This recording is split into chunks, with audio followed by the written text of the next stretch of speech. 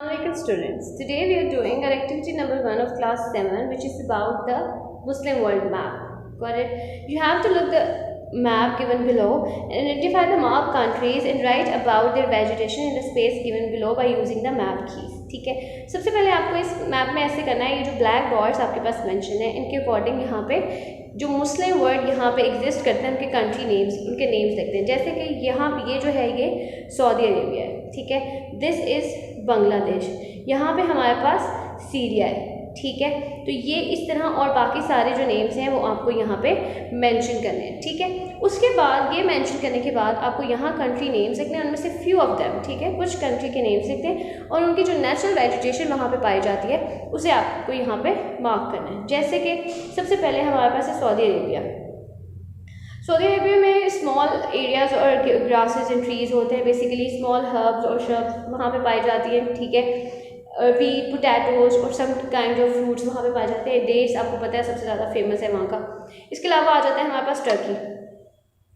Turkey में forest और grasslands का एरिया है, बेसिकली वो उसमें जूनिपर और मैपल टाइप के कुछ ट्रीज पाए जाते हैं। ऐसे इराक जो है वो बेसिकली ड्रॉट एरिया है। ड्रॉट आपको पता है ड्राई होता है, जहाँ पे रेनफॉल की अमाउंट काफ़ी कम होती है, ठीक है। कुछ ग्रासेस और लश प्लांट्स वगैरह पाए जाते हैं वहाँ पे, जैसे कॉमन डेजी वगैरह, ठीक है। ऐसे ही कुछ और कंट्री के नेम्स आप यहाँ पे मेंशन करेंगे और उनकी कुछ नेचुरल वेजिटेशन आप यहाँ पे लिखेंगे, जैसे मैंने कुछ आपको हिंट्स दिए, ठीक है। Tropical grassland.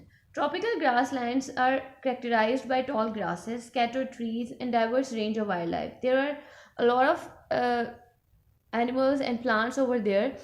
So, first of all, we talk about the climate. Climate refers to the long-term weather patterns of a region. It is influenced by the factors like altitude, height, latitude, and wind pattern, etc. So the climate of this region is generally hot and the annual rainfall is 500 to 1500 millimeter a year.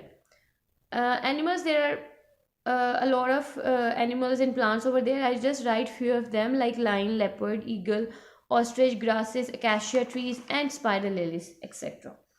Now we move on to our next topic, which is tropical forest.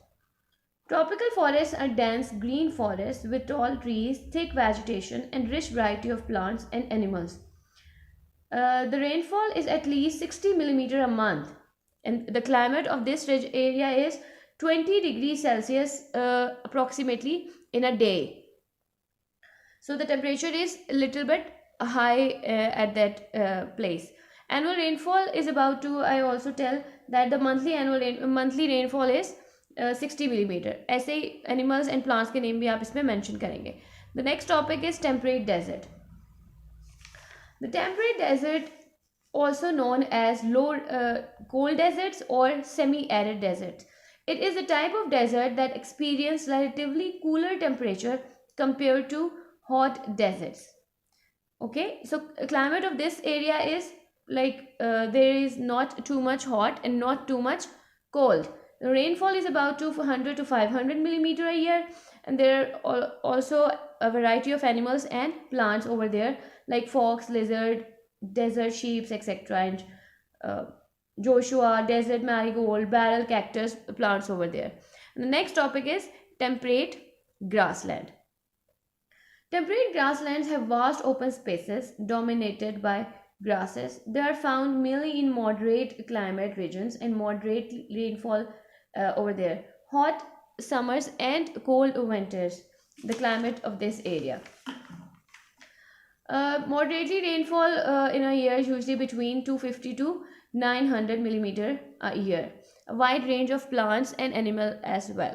So you have to fill all these information according to the information I told you. So the climate, annual rainfall, animals, some animals you have to write here, over here, and some name of plants you have to write in these blanks. Which is about true and false statement. If the statement is false, then you have to write the correct statement as well. Okay, so number 1 is the tropical forests are found in Central Africa, along the equator, and in Southeast Asia. Tropical forests are not limited to only these areas. They are found in various regions. ठीक है, तो आपको देखना है कि true है या false है। The second one is temperate deserts are dry land. getting 50 to 300 millimeter rain a year, but not as warm as a hot desert. So as I told you earlier in the last activity, temperate desert are the semi-desert or semi-arid desert or the coldest desert as well. And the number 3 is tropical grassland remains cool throughout the year. Tropical grassland का जो temperature है वो moderate होता है, ठीक है। तो आपको देखना है कि ये ट्रू है या फिर फॉल्स है। Number 4 is Mediterranean climate is a very favourable climate with mild wet winters and fairly warm dry summers. Yes, Mediterranean climate जो है वो बेसिकली उसमें समर जो है वो वार्म और ड्राई होता है और जो विंटर्स हैं वो कोल्ड और वेट होती है। The number 5 is Pakistan also has winds from the east in the December-March period. December-March period in Pakistan is basically the winter season. So क्या उस टाइम में winds blow करती हैं east from the east direction में। Number 6 is tropical forest receives 1900 to 2700 millimeter or more rain. Tropical forest also known as the rain forest. तो आप जज कर सकते हैं कि उसमें कितनी रेन होती होगी, ठीक है। And the number 7 is that cotton is one of the world's leading agriculture product or any other product is the leading agriculture product. You can find out and then you write true or false. Number 8, the whole of China consists of temperate desert. As a temperate desert, I told you that are the semi-arid or the coldest desert. तो क्या पूरे का पूरा China ही temperate desert है या उसका कुछ area? And the number 9 is a narrow belt around the shores of the Mediterranean Sea consists of Mediterranean climate. Yes, it is true. Okay. And the number 10 is the word monsoon comes from the French word moussem. Is it French word moussem or it is Arabic word? Got it? So we move to the art activity number 6, which is about some question and answer. The first one is Mediterranean climate. So the first question is about, you have to write the name of some countries which have Mediterranean climate and the temperate desert climate. तो सबसे पहले हमारे पास Mediterranean climate. Mediterranean climate basically moderate climate को कहते हैं जो कि बहुत ज़्यादा फेवरेबल होता है एग्रीकल्चर के लिए, ठीक है। तो ये मैंने कुछ कंट्रीज के नाम यहाँ मेंशन किए जैसे स्पेन एंड टर्की। आप इसके अलावा 2-3 कंट्रीज के नेम और यहाँ मेंशन करेंगे जिनमें मेडिटेरेनियन क्लाइमेट है। टेम्परेट जो क्लाइमेट होता है basically is characterised by the moderate temperature and distinct seasons. It is typically found in regions located between the tropics and the polar regions. ठीक है, ये बेसिकली अपने इस वजह से जाना जाता है कि यहाँ पे माइल्ड कोल्ड विंटर्स होते हैं और वार्म टू हॉट समर्स होते हैं। तो मैंने कुछ यहाँ पे भी सीरीज कंट्रीज के नेम मेंशन किए जैसे कि जापान एंड फ्रांस। तो आपने कुछ और कंट्रीज के नाम यहाँ पे मेंशन करने हैं जो टेम्परेट क्लाइमेट जिनका हो। The next question is why the monsoon are important for South East Asia. Monsoon generally क्यों इंपॉर्टेंट होते हैं? क्योंकि वो हमें वाटर सप्लाई करते हैं, इनफ वाटर की रिक्वायरमेंट होती है। और एग्रीकल्चर कंट्रीज के लिए तो वो सबसे ज़्यादा इंपॉर्टेंट इसलिए होते हैं क्योंकि उनकी जो इकोनॉमिक बेसिकली इकोनॉमी जो है कंट्री की वो बेस करती है एग्रीकल्चर पे, ठीक है। तो अगर एक्सेस अमाउंट ऑफ रेनफॉल जो है वो होगी तो एग्रीकल्चर हमारा बहुत ज़्यादा अच्छे से फ्लरिश करेगा। ऐसे ही जो क्लाइमेट रेगुलेशन है उसके लिए बहुत ज़्यादा इंपॉर्टेंट रोल प्ले करते हैं मानसून, और इकोनॉमिक इम्पैक्ट भी है इनका through agriculture. Got it? So मैंने यहाँ पे 2 उसके यूजेस लिखे, आप कुछ और यूजेस भी यहाँ उसके 2-3 और यूजेस मेंशन करेंगे। अब एडवांटेजेस हैं tropical forest. As a told you tropical forest जो है उसको हम रेन फॉरेस्ट भी कहते हैं, ठीक है। ये बेसिकली क्या करते हैं, इसके एडवांटेजेस क्या क्या है? रेगुलेट करते हैं ये वाटर साइकिल को, सॉइल को इरोजन से प्रोटेक्ट करते हैं क्योंकि फॉरेस्ट हैं तो ऑफकोर्स ये करेंगे, ठीक है। इसके अलावा आपको टू और इसके एडवांटेजेस ट्रॉपिकल फॉरेस्ट और रेन फॉरेस्ट के यहाँ मेंशन करते हैं। The fourth question is which agriculture product do you consider the most important. कौन सा एग्रीकल्चर प्रोडक्ट ऐसा है जो सबसे ज़्यादा इंपॉर्टेंट है, ठीक है। इज इट व्हीट, राइस और कॉटन। और नंबर 5 पे आप कुछ अपनी नेशनल डिशेज जो आपके घर में बनाई जाती हैं या हमारी कंट्री में बनाई जाती हैं।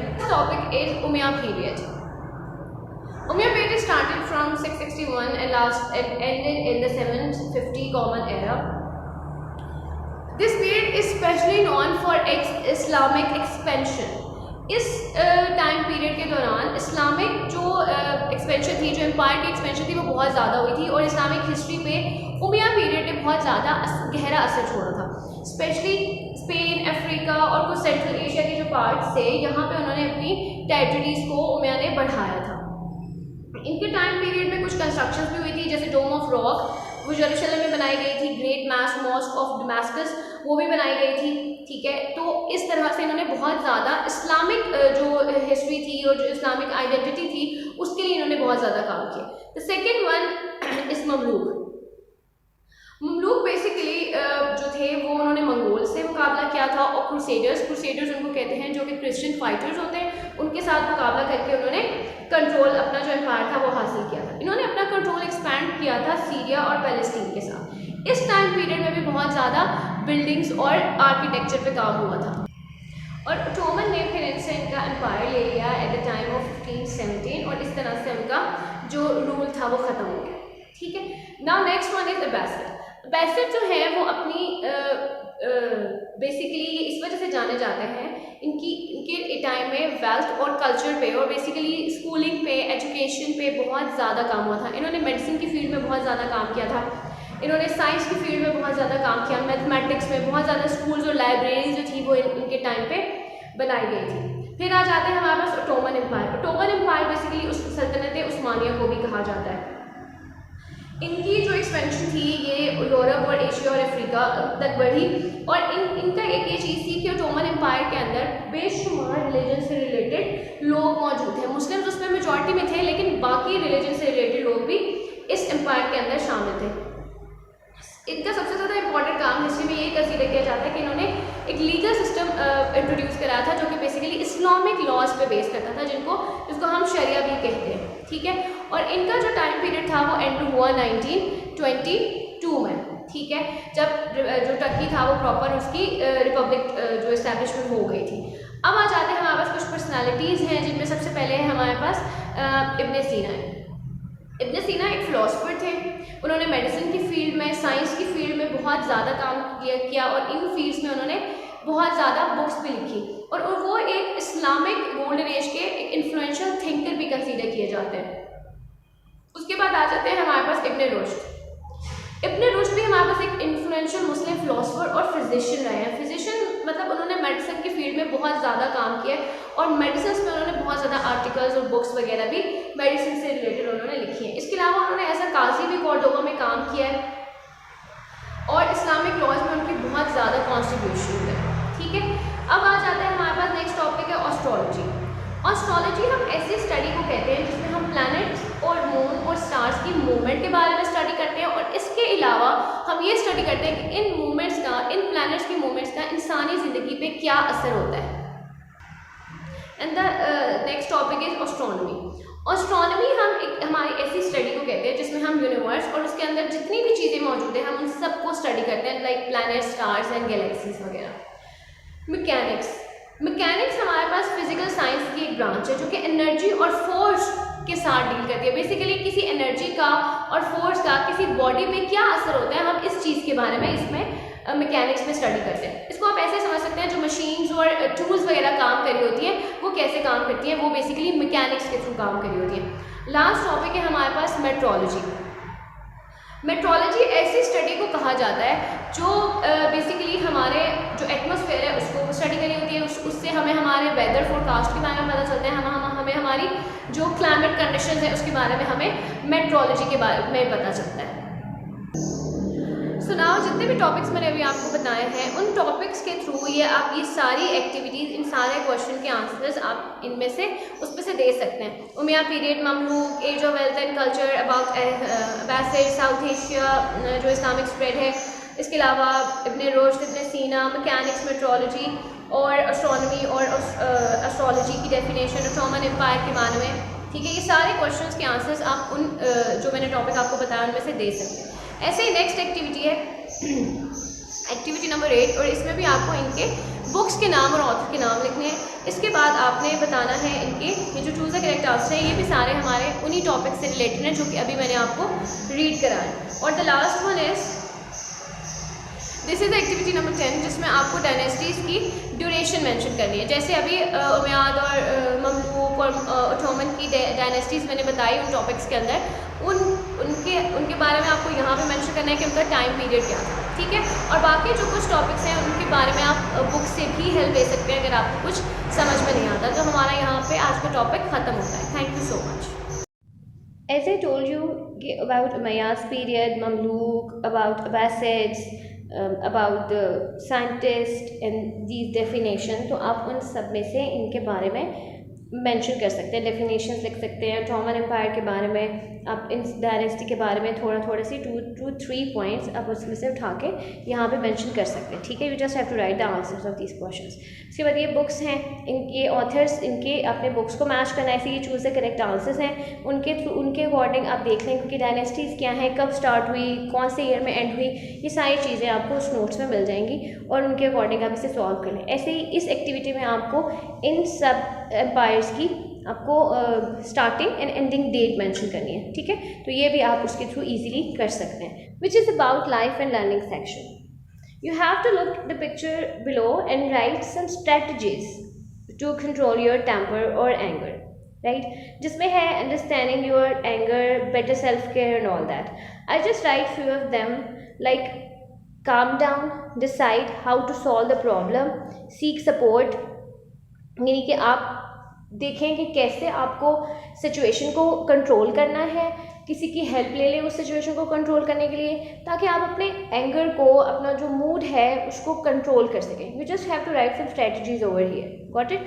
सो our next activity is write some common causes of anger, right. वो कौन कौन सी सिचुएशंस हैं जिनकी वजह से आप को बहुत जल्दी गुस्सा आ जाता है, जैसे कभी कोई स्ट्रेस हो या प्रेशर हो जिसकी वजह से आप बहुत ज़्यादा गुस्सा महसूस करते हो, या कुछ ऐसे कॉन्फ्लिक्ट्स, कुछ ऐसे झगड़े हों जो भी सॉल्व नहीं हो रहे हो, उनकी वजह से ऐसा हो सकता है, या फिर कभी कोई फ्रस्ट्रेशन हो जिसकी वजह से ये चीज़ें हो सकती हैं। तो आपको इसी तरह के कुछ कॉजेज़ जिनकी वजह से आपको गुस्सा आ जाता है वो आपको यहाँ पे मेंशन करने हैं। ऐसे एक्टिविटी नंबर 13 है जिसमें आपको लिखना है कि 5 ऐसी सिचुएशंस लिखनी है जिनकी वजह से आपको बहुत जल्दी गुस्सा आ जाता है, ठीक है। अच्छा, जिसमें कुछ लिखी है मैंने, जैसे है डिसरिस्पेक्ट, क्रिटिसिज्म या फिर रिजेक्शन एंड कॉन्फ्लिक्ट हो गया, या फिर कोई आर्ग्यूमेंट, यानी कि ये ऐसी सिचुएशन, इनसे रिलेटेड ऐसी सिचुएशंस हो सकती हैं जिन पे आपको बहुत जल्दी गुस्सा आ जाता हो या आप अपना टेम्पर लूज कर देते हो। आपको यहाँ पे वो सारी स्ट्रेटजीज लिखनी है and also you just have to write the solutions of them, कि अगर ये सिचुएशन है तो उसमें आप किस तरह से, अगर किसी ने आपको डिसरिस्पेक्ट कर दिया है तो आप किस तरह से उसको ओवरकम कर सकते हैं, अपने एंगर को कंट्रोल कर सकते हैं, ठीक है। So our last activity is you just have to write the dialogue. वो किसके बारे में लिखना है आपको, कि जैसे यहाँ लिखा है we can talk about that letter, I think right now we should focus on what is immediately upsetting you and finding a solution to the problem, let's take one thing at a time. यानी कि अब हम पहले बात करेंगे उस चीज़ के बारे में जिसने आपको अपसेट कर दिया है, यानी कि अगर आपको कोई किसी से झगड़ा हो गया है या कोई ऐसा कोई कॉन्फ्लिक्ट या आर्ग्यूमेंट हो गया है, उसके बारे में आप अपने फ्रेंड को बताएंगे और उससे रिलेटेड आप यहाँ पे अपना डायलॉग मेंशन करेंगे, ठीक है। तो यहाँ पे आपका सोशल स्टडी का जो समर पैक है क्लास 7 का वो कंप्लीट हो जाता है। So the message of the day is the only time you fail is when you fall down and stay down. Thank you so much.